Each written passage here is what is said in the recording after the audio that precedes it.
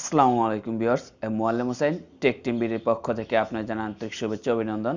তো ভিউয়ার্স, আমি আজকে আপনাদের যে বিষয়টি নিয়ে টিউটোরিয়াল দেওয়ার চেষ্টা করব, আমাদের অ্যাডসেন্স অ্যাকাউন্টে যে কিভাবে ব্যাংক অ্যাকাউন্ট অ্যাড করতে হয়, তো এটা নিয়ে। তো মূল ভিডিওতে যাওয়ার আগে আপনাদের কাছে আমার একটা রিকোয়েস্ট, যারা আমার এই চ্যানেলটি সাবস্ক্রাইব করেননি দয়া করে সাবস্ক্রাইব করে দিবেন। তো এখন চলে যাচ্ছি মূল ভিডিওতে।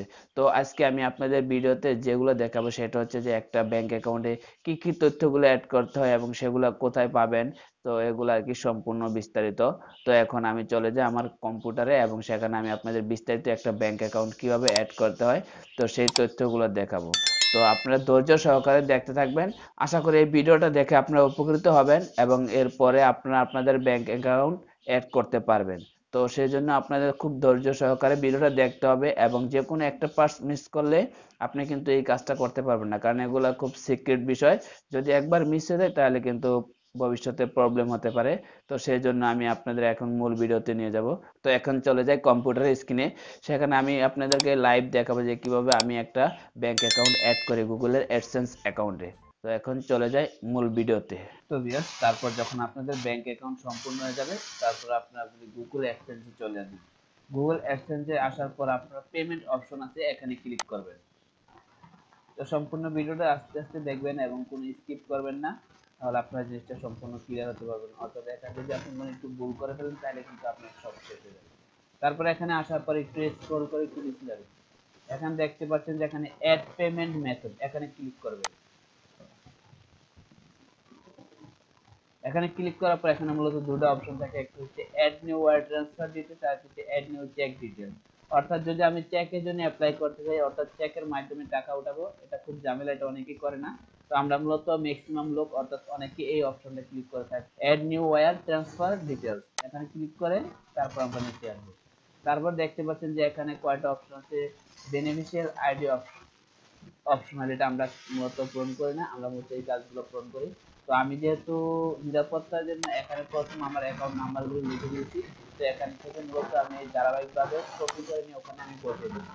তো এখান থেকে আমি কপি করলাম আমার নামটা প্রথমে।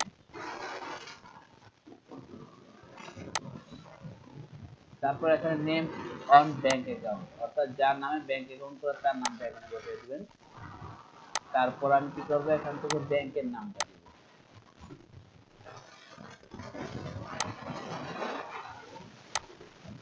এখানে লেখা আছে ব্যাংক নেম, অর্থাৎ এখানে লেখা আছে এগুলা এখানে সুন্দর করে পূরণ করবেন যেন কোনো ভুল না হয়। এই জন্য আপনার নিরাপত্তার জন্য আগে লিখতে পারেন, লিখে রাখতে পারেন। এখানে লেখা আছে সুইফট কোড, এটা আমি এখান থেকে কপি করে নেব।